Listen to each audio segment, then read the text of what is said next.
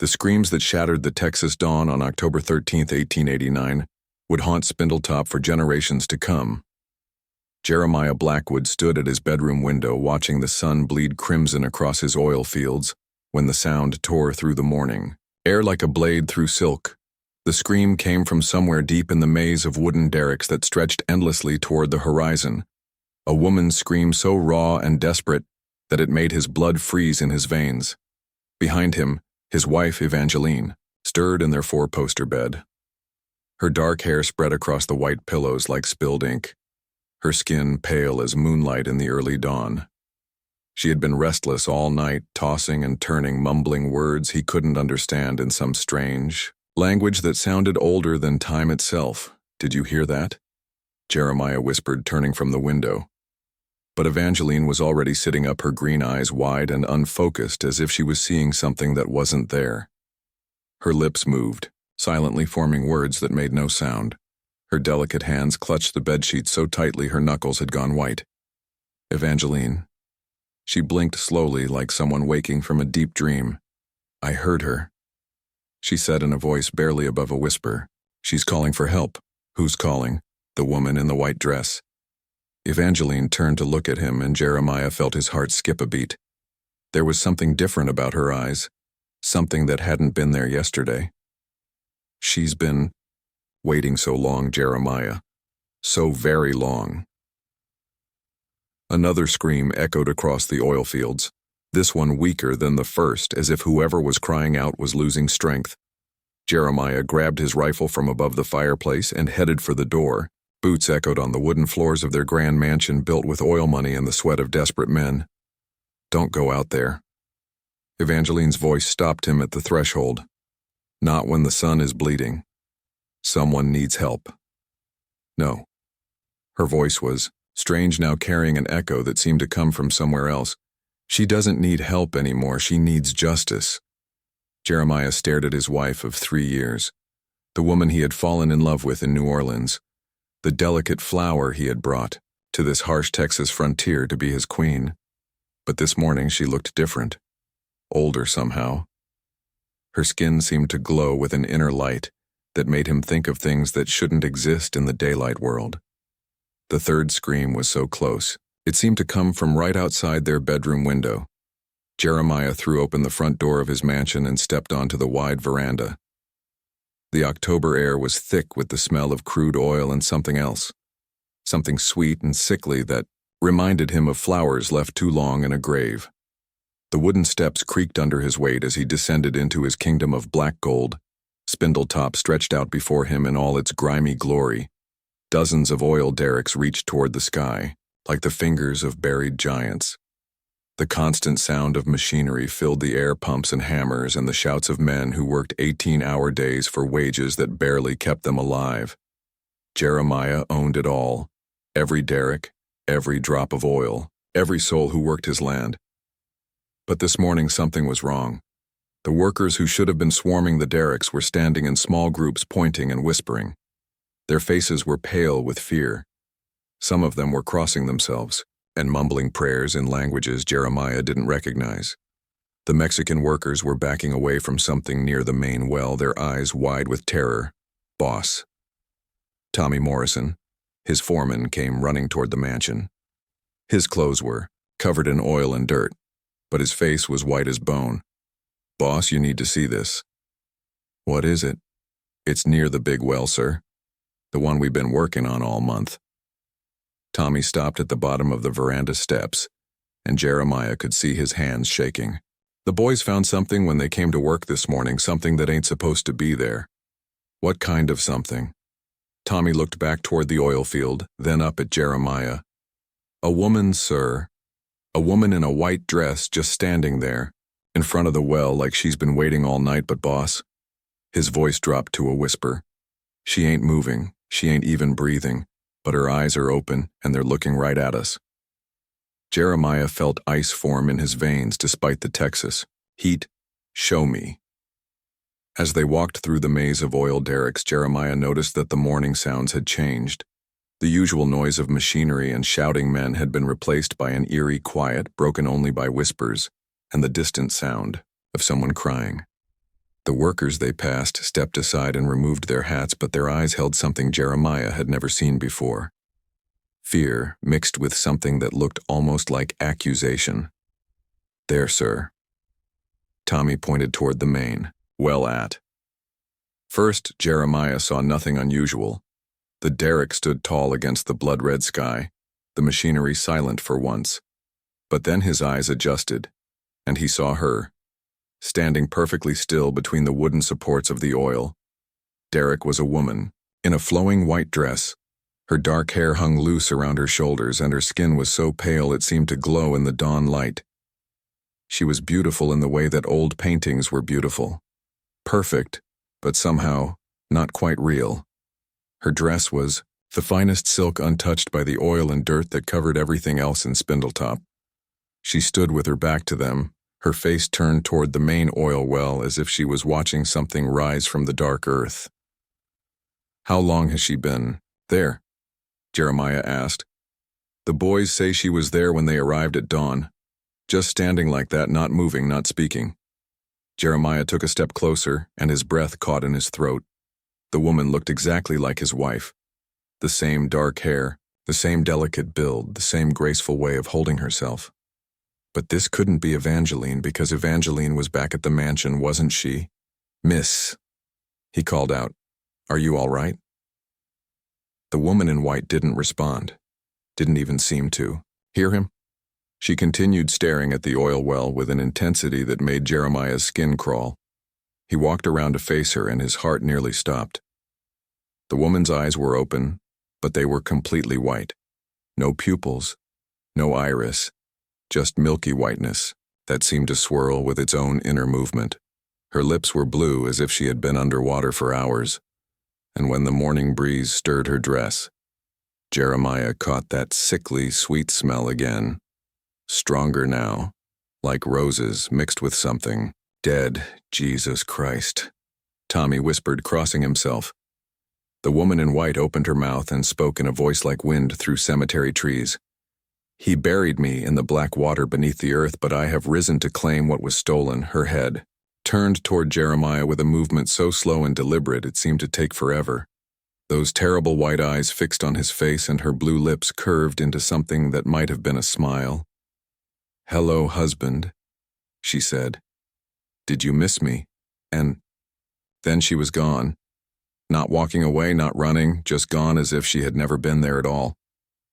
The only thing left was that sweet, dead smell hanging in the Texas air, and the sound of Jeremiah's heart pounding so hard he thought it might burst behind him. Tommy was muttering prayers in Spanish, and the other workers were backing away from the oil well, as if it had become something dangerous, something cursed. Jeremiah turned and ran back toward his mansion, his mind racing with impossible thoughts. The woman in white had looked exactly like Evangeline, had spoken like Evangeline.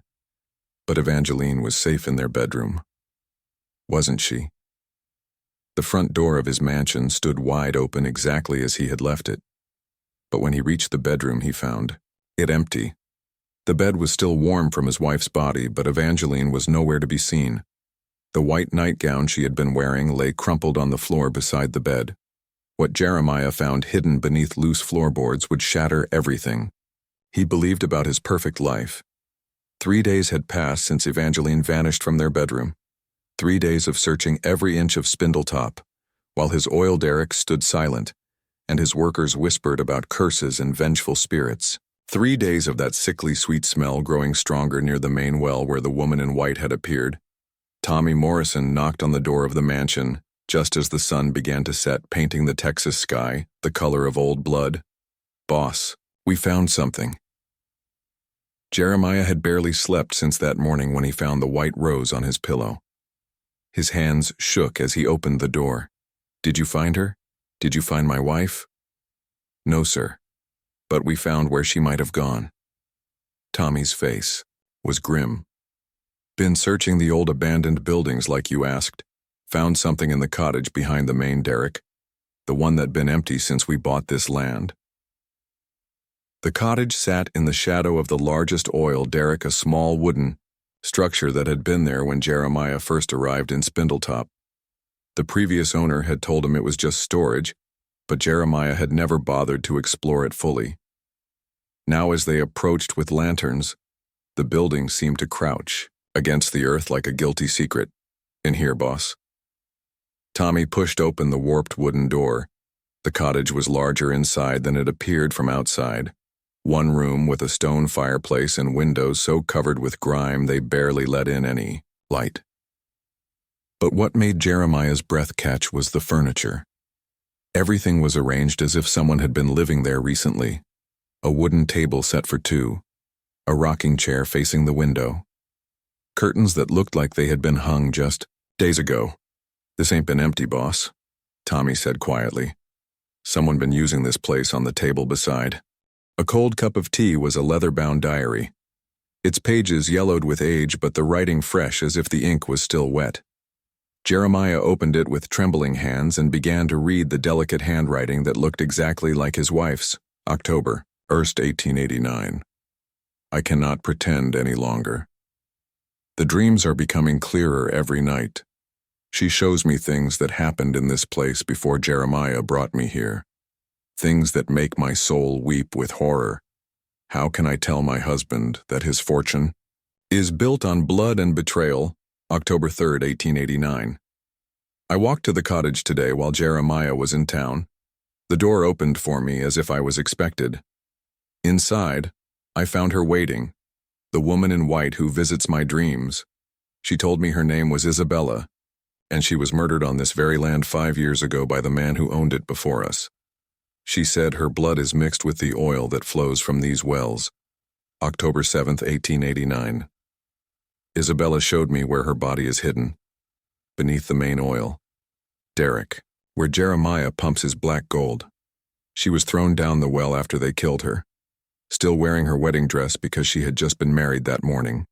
Her husband sold the land and left Texas, taking the money and leaving her soul trapped in the dark earth." October 10th, 1889. "I understand now why Isabella chose me to see the truth. We are connected by more than death. We are connected by love for the same man. Jeremiah Blackwood was her husband first.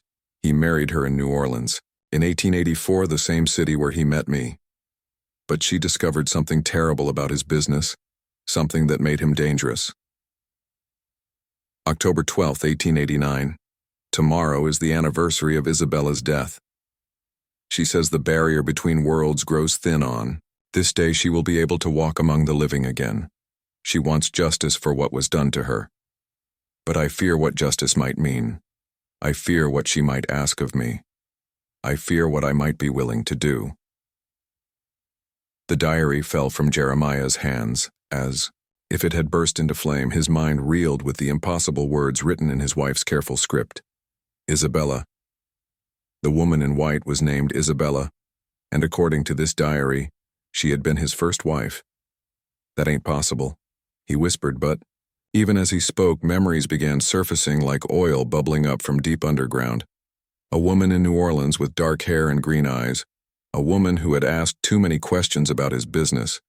A woman who had threatened to go to the authorities about the methods he used to acquire land from struggling farmers. Isabella Moreau. She had been beautiful and stubborn, and too honest for her own good. He had married her because he loved her. But when she discovered how he had cheated and threatened people to build his oil empire, she had become dangerous to everything he had worked for. The memories came flooding back now, clear and sharp as broken glass. The fight they had on their way to Texas, Isabella threatening to expose his crimes. The moment when he realized he could never let her reach the authorities. The abandoned well on the land he had just purchased. The sound she made when she hit the black water at the bottom. He had told everyone she died of fever on the journey west, had even held a funeral with an empty coffin. He had convinced himself over the years that it had been necessary, that she would have destroyed everything they could have built together. But now she was back. "Boss." Tommy was staring at him with frightened eyes. "You look like you've seen a ghost." "Maybe I have." Jeremiah picked up the diary again. His hands were shaking so badly he could barely hold it. "Tell me, Tommy, what do you know about the previous owner of this land?" "Not much, sir. Just that he left sudden like, right after some woman went missing." His wife, I think. The local folks said she vanished on their wedding day. Never found her body. The cottage seemed to grow colder around them, as if winter had suddenly descended on Texas. The lantern. Flames flickered despite the still air, and somewhere in the distance they could hear the sound of a woman crying. "Boss, we should get back to the house," Tommy said. "This place feels wrong." But Jeremiah was reading the final entry in the diary, his heart pounding with growing horror. October 13th, 1889. It is done. Isabella came to me in the night and told me everything. She showed me how he pushed her down the well, how he covered it with his oil derrick, how he used her death to feed his fortune. I cannot live knowing what kind of man I married. I cannot live knowing I share a bed with a murderer. I am going to her now, going to join her in the dark water beneath the earth. She promises it will not hurt. She promises we will have justice together when. You read this, Jeremiah. Know that I loved you once before I learned what you truly are. But Isabella loved you first, and her claim is stronger than mine. We are coming for you, husband. We are both coming, and this time you cannot make us disappear. Diary ended there, but on the last page, in different handwriting that looked older, somehow was a single line. "Welcome home, my love. Now we can be together forever." Jeremiah dropped the diary and ran from the cottage, his heart hammering against his ribs behind him. Tommy called out, but he didn't stop running until he reached his mansion. He slammed the door and leaned against it. Gasping for breath, in the mirror across the hallway, he saw his reflection, wild-eyed and pale. But standing behind him were two women in white dresses. One was Evangeline, her skin pale as death, her eyes filled with sorrow. The other was Isabella, her wedding dress stained with oil and earth, her white eyes fixed on his face with terrible purpose. "Hello, husband," they spoke in unison, their voices echoing from somewhere deep underground. "We have been waiting." Jeremiah spun around, but the hallway was empty. Yet in the mirror the two women remained, watching him with expressions of love and rage and something far more terrifying. The black gold that made Jeremiah rich began bleeding crimson, and with it came memories he had buried deeper than any well-dawn brought no relief from the nightmare that had consumed Jeremiah's life. The two women in white had vanished from the mirror, but their presence lingered in every shadow, every reflection, every corner of his mansion. He had not slept, had barely eaten, and the workers at Spindletop were beginning to whisper that their boss had lost his mind. But it was Tommy Morrison who brought the news that would shatter what remained of Jeremiah's sanity: Boss the Oil. Tommy stood in the doorway of the mansion, his face white with terror. Something's wrong with the oil. Jeremiah followed him outside and felt his knees nearly buckle at what he saw. The crude oil flowing from his derricks was no longer black. It ran red as fresh blood, staining the wooden equipment and pooling on the ground in crimson puddles that reflected the morning sky like broken mirrors. "Started about an hour ago." Tommy's voice shook. "All the wells, boss, every single one. The boys are scared. They're saying it's a curse," but Jeremiah knew it wasn't a curse. It was Isabella. He could feel her presence everywhere now in the wind that carried whispers of his name, in the creaking of the oil derricks that sounded like voices calling for justice, in the red oil that bubbled up from the earth where her body lay hidden. "Get the men back to work," Jeremiah commanded, but his voice cracked like a broken thing. "Boss, they ain't gonna work when the oil runs red. They're talking about leaving, about finding work somewhere else. Then let them leave." Jeremiah turned back toward his mansion. "I don't need them. I don't need anyone," but he was wrong. He needed them desperately, because alone in his mansion with the red oil flowing outside, he began to see things that shouldn't exist. Isabella appeared first, standing in the corner of his study wearing the white wedding dress she had. Dyed in her dark hair hung around her shoulders like a veil, and her skin glowed with an inner light that hurt to look at. Her white eyes tracked his every movement, and when she spoke, her voice came from the walls themselves. "Do you remember our wedding day, husband? Do you remember how happy I was?" "You're dead," Jeremiah whispered. "I saw you fall. I heard you hit the water." "Yes, you did. And do you remember what I said as I fell? Do you remember my last words?" Jeremiah did remember. He had tried. To forget for 5 years, but the words came back now clear as church bells.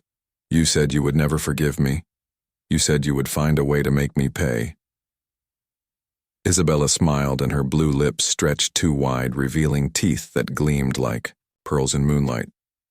I always keep my promises. The room began to change around them. The expensive furniture Jeremiah had bought with blood money started to rot and crumble. The wallpaper peeled away, revealing bare wooden walls stained with something that looked suspiciously like dried blood.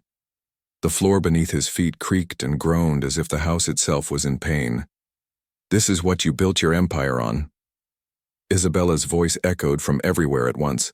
Murder and lies and the tears of widows whose husbands you destroyed, the land you stole, the wells you poisoned, the lives you ruined for money.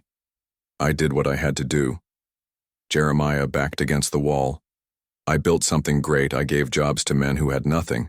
You gave them poverty, wages, and dangerous work while you lived in luxury. You cheated farmers out of their land, you bribed officials to ignore your crimes, and when your own wife threatened to expose you. Isabella took a step closer, and Jeremiah could smell the sickly sweet scent of death that followed her. You threw her down a well like garbage. The walls of the study began to bleed.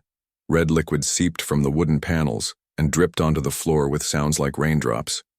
The portraits of Jeremiah's family that hung on the walls twisted and warped, showing faces of people he had destroyed over the years. Farmers who had lost their land, workers who had died in his oil fields, women who had lost their husbands to his greed. Stop this. Jeremiah fell to his knees. Please, Isabella. I'm sorry I was young. I was stupid. I didn't know what I was doing. You knew exactly what you were doing. Evangeline's voice joined Isabella's, and suddenly she was there too, standing beside her predecessor in death. Both women in white dresses, both with skin pale as moonlight, both with eyes that held no forgiveness. You did the same thing to me that you did to her. You married me, you used me, and when I became inconvenient, you found a way to make me disappear. That's not true. I never hurt you, Evangeline. You chose to leave. You chose to go to Isabella. Evangeline laughed, but the sound was like breaking glass. I chose nothing. I was called. The dreams, the visions, Isabella reaching out from beyond death to show me the truth about the man I married. She saved me from living a lie. The mansion shuddered around them as if it was being torn apart by invisible hands. Pictures fell from the walls. Furniture overturned itself. Windows shattered without cause. The red oil that had been flowing from the derricks outside began seeping under the doors, and through cracks in the walls it rose slowly but steadily, covering the floor in a crimson tide that smelled of death and betrayal. You want justice? Jeremiah struggled to his feet as the oil lapped at his boots. Fine, take my money, take my land, take everything I built. But let me live, let me leave this place. Isabella and Evangeline looked at each other, and something passed between them, a communication that went deeper than words, deeper than death itself. When they turned back to Jeremiah, their expressions were identical masks of beautiful, terrible purpose. We don't want your money, husband, Isabella said. Money can't bring back the dead. We don't want your land. Evangeline added, land can't heal the wounds you've made. Then what do you want? The red oil was rising faster now, reaching Jeremiah's knees. His expensive boots were already ruined. The liquid was warm against his legs, and it moved with a life of its own as if something was swimming in its depths. We want you to understand. Both women spoke in unison, their voices harmonizing in a way that made Jeremiah's teeth ache. We want you to feel what we felt in our final moments. We want you to know what it's like to drown in the darkness while the person you loved most watches you die. The oil continued rising. Past his waist, past his chest, Jeremiah tried to run for the door, but his feet were stuck as if the oil had turned to tar. His movements became slower, more labored. He was sinking into the floor itself, being pulled down by hands he couldn't see. Please, he gasped as the oil reached his throat. Please, I'll do anything, I'll confess. I'll tell everyone what I did. I'll make it right. It's too late for confessions, husband. Isabella's voice was fading as if she was moving away from him. It's too late for making things right. But it's not too late for justice, Evangeline added. The oil covered Jeremiah's mouth, his nose, his eyes. He was drowning in the mansion he had built with. Stolen money, drowning in the blood of his victims, drowning in the consequences of 5 years of lies. As consciousness faded, he heard one last thing. The sound of 2 women laughing together. The sound of friendship forged in death and sealed with revenge. Tommy Morrison would spend the rest of his life trying to forget what he saw when he broke down the door of that mansion. The silence from inside Jeremiah's house had been wrong all morning. Not the peaceful quiet of a man at rest, but the heavy, oppressive silence of a tomb. Tommy had knocked and called out until his knuckles bled, but no answer came. Only that sickly sweet smell seeping from under the door, and something else. Something that made his stomach turn. "Boss," Tommy called, one last time before putting his shoulder to the thick wooden door. "Boss, I'm coming in." The door splintered open with a crack like breaking bones, and Tommy stumbled into what had once been the grandest mansion in all of Texas. What he found inside would haunt his dreams until the day he died. The house was destroyed, but not by fire or flood or any natural disaster. The destruction was surgical, precise, as if invisible hands had systematically torn apart everything that had once been beautiful. The expensive furniture lay in pieces, the silk wallpaper hung in tatters, and every mirror in the house had been shattered, leaving jagged reflections scattered across the floor. But it was the oil that made Tommy's blood freeze in his veins. Red oil covered everything, the walls, the ceiling, the remains of furniture. It dripped from the chandelier in steady crimson drops and pooled on the floor in patterns that looked almost like writing, almost like words spelled out in blood. "Jesus Christ," Tommy whispered, crossing himself, in the center of what had been the study. Jeremiah Blackwood knelt in a pool of red oil. His expensive suit was soaked through his dark hair, plastered to his skull. But he was alive. His eyes were open and staring at something Tommy couldn't see. His lips moved constantly, forming words that made no sound. "Boss." Tommy approached carefully. "Boss, can you hear me?" Jeremiah didn't respond. Didn't even blink.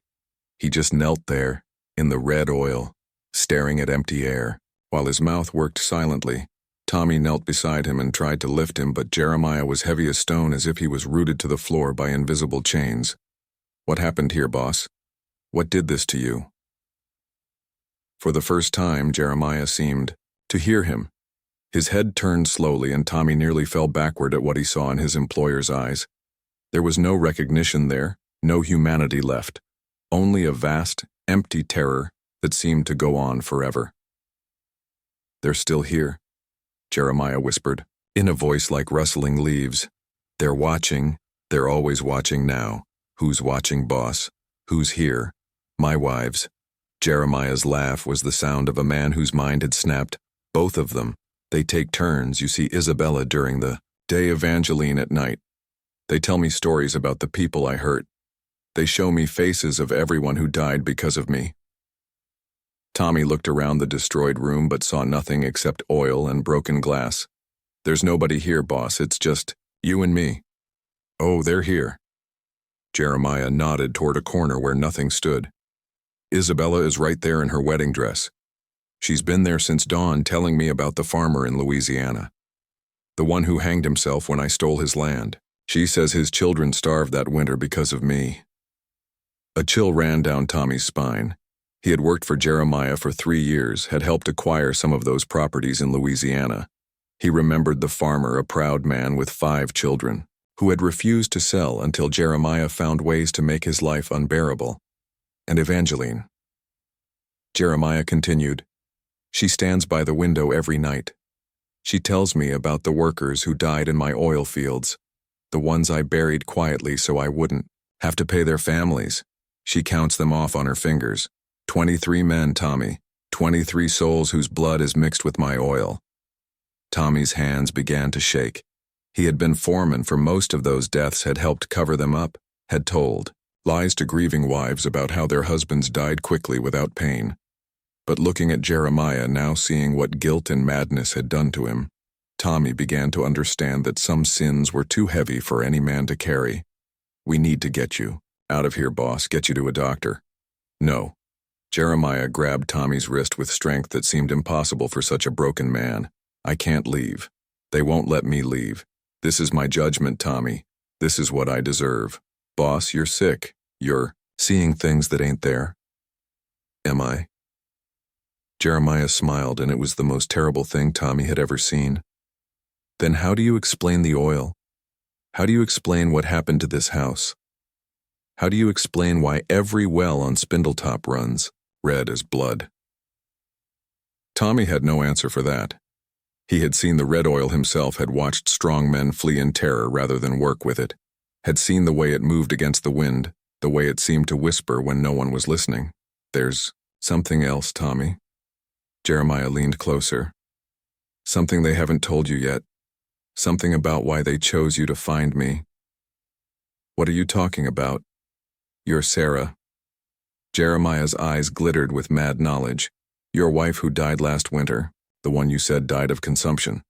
Tommy went cold. "Don't you dare speak about my Sarah. She didn't die of consumption, did she, Tommy? She died because I wouldn't pay for proper medical care for my workers' families. She died because I kept the company doctor drunk and useless. She died because I valued money more than human life." "Stop it. Isabella told me all about it. She knows everything about everyone who suffered because of my greed. Your Sarah is with them now. Tommy, in the place where the dead gather to demand justice. She's been waiting for you to understand what really killed her." Tommy staggered backward, his heart pounding. Sarah had died in agony, coughing up blood, while the company doctor mumbled about consumption and did nothing. Tommy had begged for money to take her to the real doctor in the next town. But Jeremiah had refused, said it was too expensive, said workers' wives weren't his responsibility. "She forgives you, Tommy." Jeremiah continued. "Isabella told me Sarah understands you were just following orders, but she wants you to know the truth. She wants you to stop helping men like me destroy innocent lives. You're lying. Look behind you, Tommy. Look in the mirror." Tommy spun around, and there, mounted on the wall, was the one mirror that hadn't been shattered. In its silver surface he saw his own reflection, wild-eyed and pale, but standing beside him was Sarah exactly as she had been in life. Her gentle face, her kind eyes, her hand reaching out toward him with infinite love. "My darling." Her voice echoed from somewhere beyond the glass. "I've been waiting so long to tell you it wasn't your fault." Tommy reached toward the mirror, but his hand passed through empty air. "Sarah, the sickness was already in me when we married, but it could have been cured if he had let you get help. If he had paid for real medicine instead of keeping that drunk fool on his payroll. I tried to save you, I swear I tried, I know you did." Sarah's reflection smiled. "And now you can save others. You can make sure no other wife dies because rich men value profit over people." The reflection began to fade, but Sarah's voice remained. "Tell the world what he did, Tommy. Tell them about the red oil and the women in white. Tell them about the workers who died and the land that was stolen. Tell them everything." The mirror went dark, and Tommy was alone with Jeremiah, who knelt in the red oil, laughing and crying at the same time. "Will you do it, Tommy?" Jeremiah asked. "Will you tell the truth about what I built here? Will you make sure the world knows what Spindletop really cost?" Tommy looked down at his employer, this man who had seemed so powerful just days ago, and saw only a broken shell haunted by ghosts of his own making. But he also saw an opportunity, a chance to honor Sarah's memory by exposing the truth. "Yes," he whispered, "I'll tell them everything." What Tommy Morrison told the Houston Chronicle would become the most disturbing newspaper story ever printed in Texas. But few would believe it until the bodies started rising from the oil wells 2 weeks after finding Jeremiah kneeling in the red oil. Tommy rode into Houston with a satchel full of evidence and a story that would change everything. He had spent those 14 days gathering proof, collecting documents from Jeremiah's office, interviewing workers who had fled Spindletop, and digging through records that his former boss had tried to hide.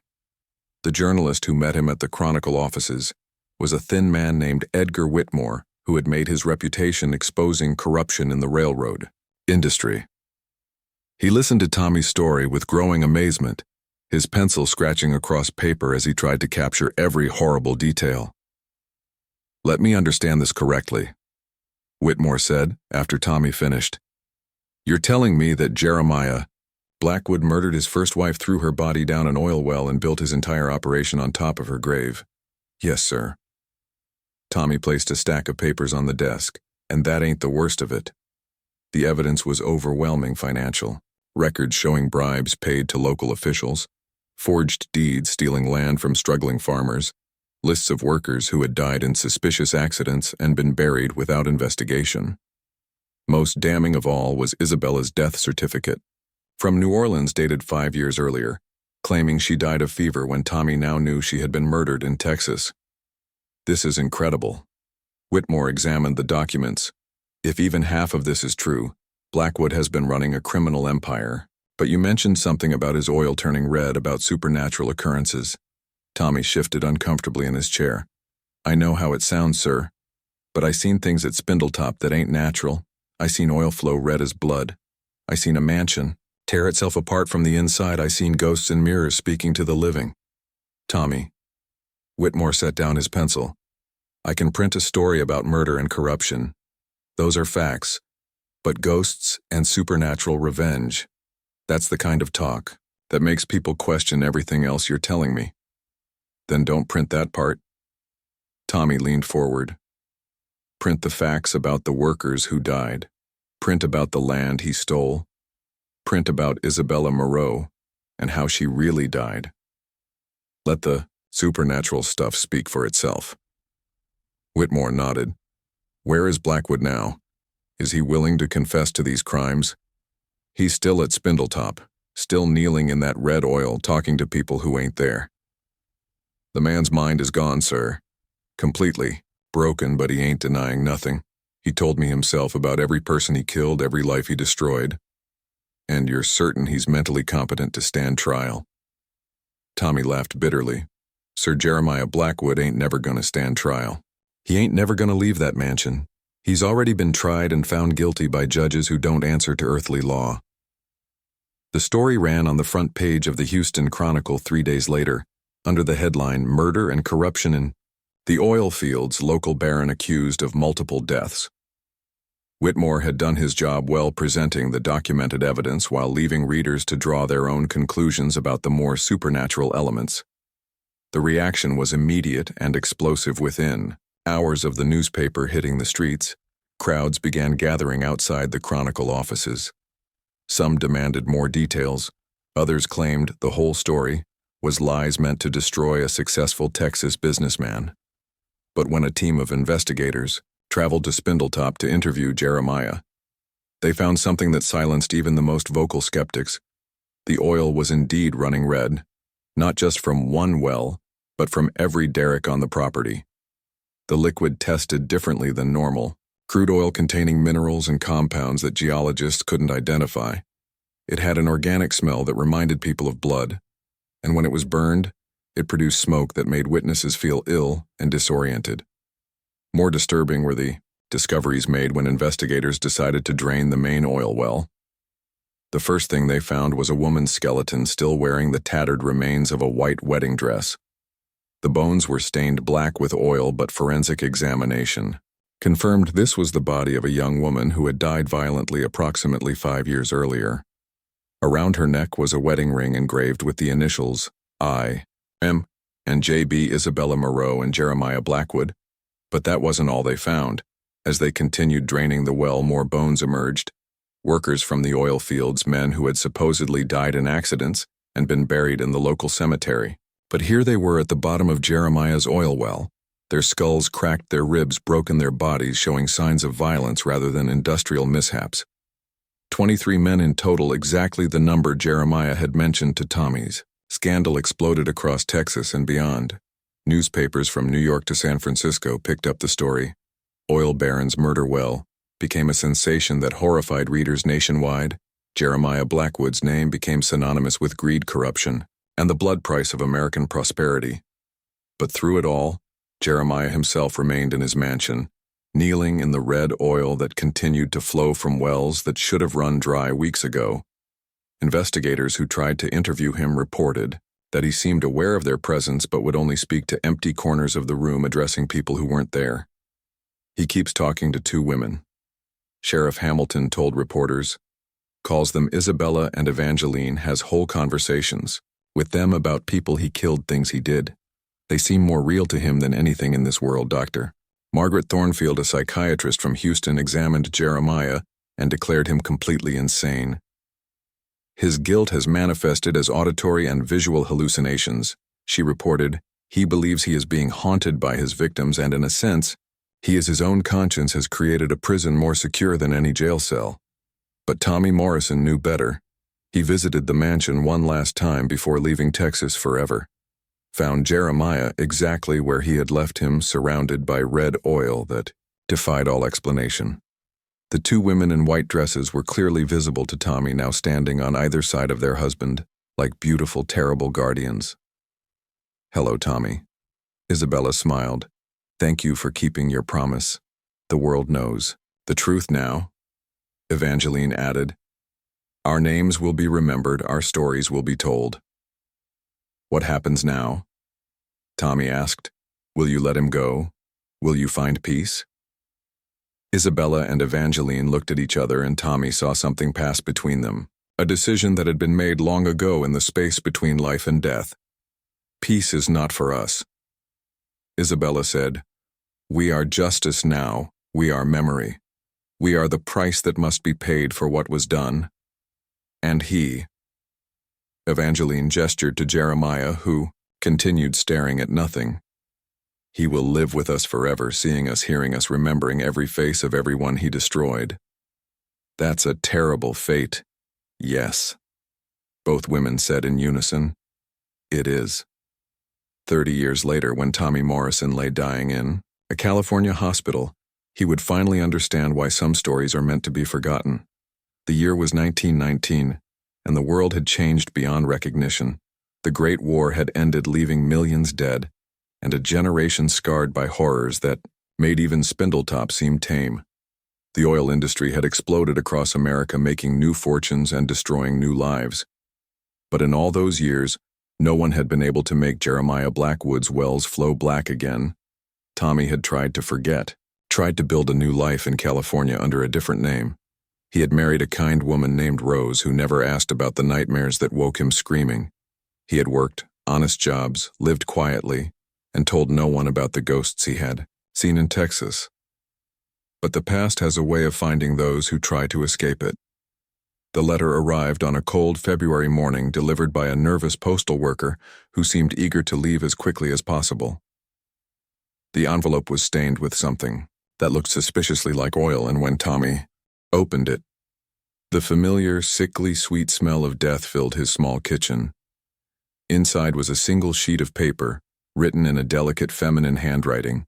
He recognized. Dear Tommy, 30 years have passed since you kept your promise to tell the world about what happened at Spindletop. You have lived a good life far from the blood and oil, but the time has come for you to know the rest of the story. Jeremiah died yesterday. He lasted longer than we expected, his guilt and madness keeping him alive, when any normal man would have succumbed years ago.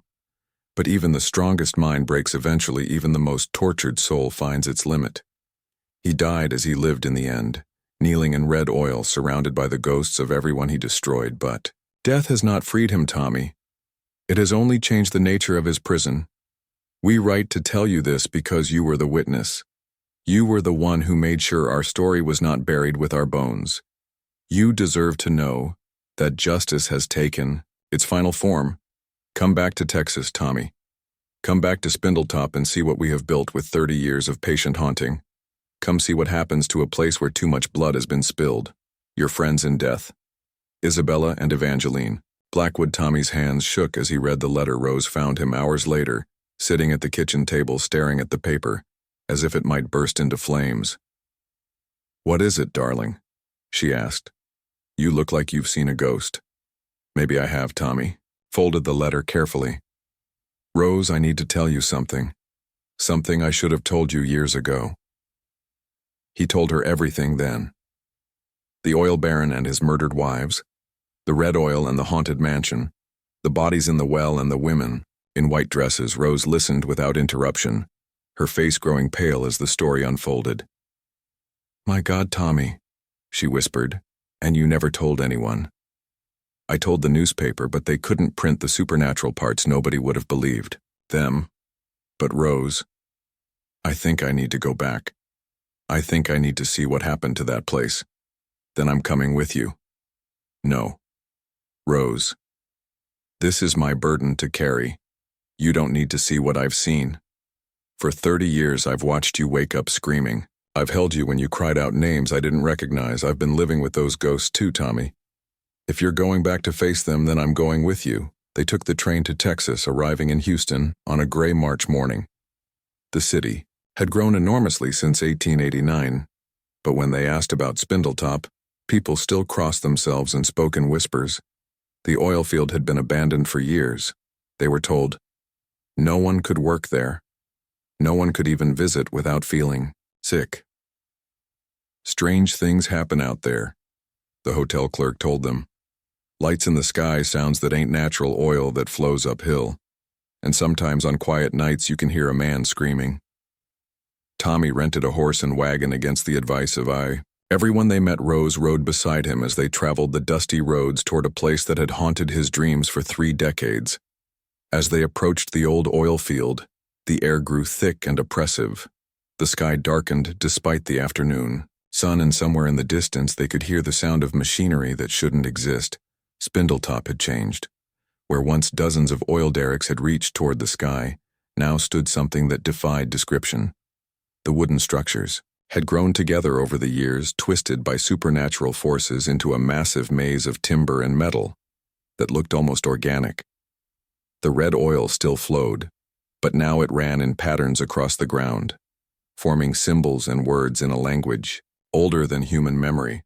At the center of it all stood the mansion, still intact after 30 years, but transformed into something from a nightmare.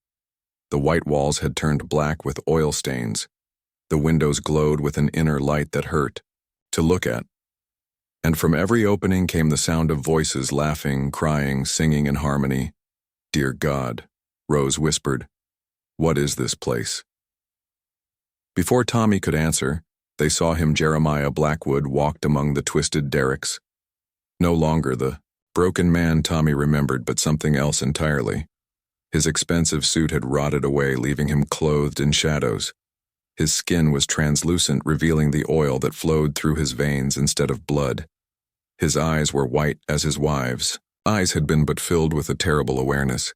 Behind him walked Isabella and Evangeline, still beautiful, still dressed in white, but changed as well. Their wedding dresses now flowed like liquid. Their dark hair moved in wind that touched nothing else, and their smiles held the satisfaction of justice finally complete. "Hello, Tommy." All three spoke in unison, their voices echoing across the oil field. "Welcome home." "What have you done to him?" Tommy asked. "What have you become?" Isabella stepped forward, and Tommy could see through her to the twisted metal beyond. "We have become what this place made us. We are the memory of every life destroyed for profit, the ghost of every dream crushed by greed." "And he?" Evangeline gestured to Jeremiah, who stood swaying like a tree in wind. "He is the price that America paid for its oil. He is every corner cut, every safety ignored, every worker sacrificed for shareholder profit. He is the blood that built this industry. This isn't just about Spindletop anymore, is it?" Rose spoke for the first time since they had arrived. "This is about all of it. All the oil fields, all the workers who died, all the families destroyed." Jeremiah nodded slowly. "Every derrick in Texas, every pipeline in Pennsylvania, every refinery in California. They all flow through here now, all connected by the blood that was spilled to build them." The twisted maze of oil derricks began to pulse like a heartbeat. The red oil flowed faster, forming new patterns, spelling out names and dates and places. Tommy recognized some of them from newspaper stories. Oil field disasters, industrial accidents, environmental catastrophes, stretching from 1889 to 1919 and beyond, into a future that made his blood run cold. "This is our Gift to America, the three ghosts said together. A reminder that every gallon of oil costs more than money. Every barrel extracted demands payment in human suffering, and some debts can never be repaid. The vision faded as quickly as it had come. Tommy found himself standing beside Rose in an empty field where nothing remained but broken foundations and pools of stagnant water that reflected the Texas sky like black mirrors. Was it real? Rose asked. Did we really see them? Tommy looked. Down at his hands, they were stained with red oil that hadn't been there moments before. In his pocket, the letter from Isabella crumbled to dust as if it had never existed. But the smell lingered, the sickly, sweet scent of flowers and death that would follow him for the rest of his days. Real enough, he said. They returned to California and never spoke of what they had seen. But Tommy began having different nightmares now. Dreams of oil, derricks spreading across the world of black liquid, flowing like blood through the veins of civilization of three figures in white standing at the center of it all, keeping careful count of every life destroyed in the name of progress. He died peacefully in 1925. Rose holding his hand as he whispered, names of people she had never heard of. Workers and farmers and wives whose stories had been buried beneath the black gold that powered America's rise to greatness. The official cause of death was listed as heart failure. But Rose knew better. She had seen the oil stains on his pillow, the red liquid that seeped from his eyes in those final moments. She had heard him speaking to people who weren't there, promising them that their stories would be remembered. The last thing Tommy Morrison said, before he died, was a warning meant for generations yet unborn. The oil always remembers every drop carries the weight of what was done to get it, and someday when the last well runs dry, the debt will come due. Today, if you drive through East Texas, on a quiet night you might see lights moving among abandoned oil derricks. You might hear voices carried on the wind, speaking names of people history forgot, and sometimes, if the conditions are just right, you might catch a glimpse of three figures in white standing guard over America's buried conscience. The oil barons are long dead, their fortunes passed to children who never learned the cost of their inheritance. But Isabella and Evangeline and the broken man who stands between them, they remain eternal witnesses to the price that was paid for black gold. And they are still counting, still remembering, still waiting for the day when justice will finally balance the scales. In Spindletop, where it all began, the red oil flows on the end.